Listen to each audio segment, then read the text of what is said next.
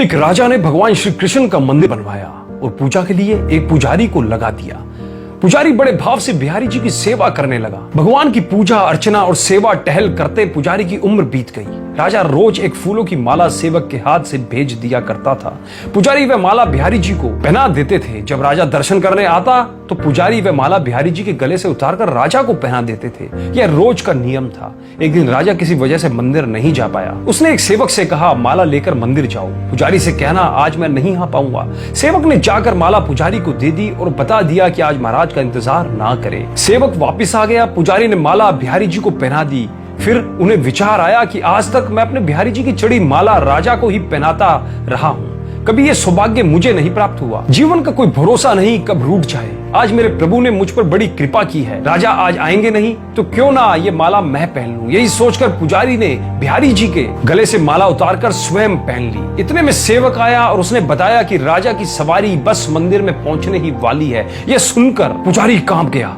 उसने सोचा, अगर राजा ने माला मेरे गले में देख ली तो मुझ पर क्रोधित होंगे। इस भय से उन्होंने अपने गले से माला उतारकर बिहारी जी को फिर से पहना दी। जैसे ही राजा दर्शन को आया तो पुजारी ने नियम अनुसार फिर से वह माला उतारकर राजा के गले में ही पहना दी। माला पहना रहे थे तभी राजा को माला में एक सफेद बाल दिखा। राजा को सारा माजरा समझ आ गया कि पुजारी ने माला स्वयं पहन ली थी और फिर निकालकर वापस डाल दी होगी। पुजारी ऐसा छल करता है यह सोचकर राजा को बहुत गुस्सा आया। उसने पुजारी जी से पूछा, पुजारी जी यह सफेद बाल किसका है? पुजारी को लगा कि अगर सच बोलता हूं तो राजा दंड दे देंगे, इसलिए जान छुड़ाने के लिए पुजारी ने कहा, महाराज यह सफेद बाल तो बिहारी जी का है। अब तो राजा गुस्से से आग बबूला हो गया कि यह पुजारी झूठ पर झूठ बोले जा रहा है। भला बिहारी जी के बाल भी कहीं सफेद होते हैं? राजा ने कहा, पुजारी अगर यह सफेद बाल बिहारी जी का है तो सुबह श्रृंगार के समय मैं आऊंगा और देखूंगा कि बिहारी जी के बाल सफेद है या काले। अगर बिहारी जी के बाल काले निकले तो आपको फांसी दे दी जाएगी। राजा हुक्म सुनाकर चला गया। पुजारी रोकर बिहारी जी से विनती करने लगा, प्रभु मैं जानता हूं आपके सम्मुख मैंने झूठ बोलने का अपराध किया।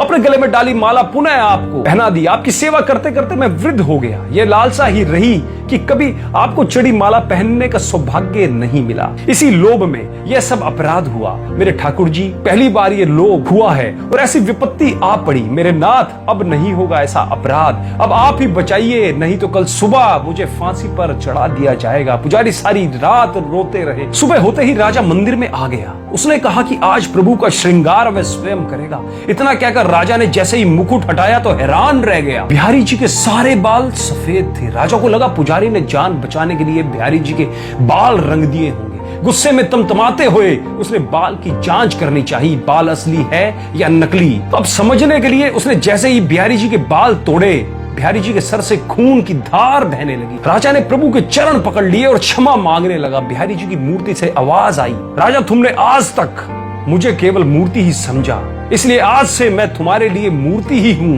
पुजारी जी मुझे साक्षात भगवान समझते हैं। उनकी श्रद्धा की लाज रखने के लिए आज मुझे अपने बाल सफेद करने पड़े, वह रक्त की धार भी बहानी पड़ी। तुझे समझाने के लिए कहते हैं, समझो तो देव नहीं तो पत्थर। श्रद्धा हो तो उन्हीं पत्थर में भगवान सप्राण होकर भक्त से मिलने आ जाएंगे, अन्यथा तो सभी लोगों को उसमें पत्थर ही दिखता है। अतः मैं उम्मीद करता हूँ भगवान श्री कृष्ण की, भगवान श्री बांके बिहारी लाल जी की इस कथा, इस चमत्कारी कहानी ने आपके दिल को जरूर छुआ होगा। तो एक बार कमेंट के माध्यम से अपने विचार जरूर लिखिए और कमेंट में जरूर लिखिए, श्री बांके बिहारी लाल की जय हो।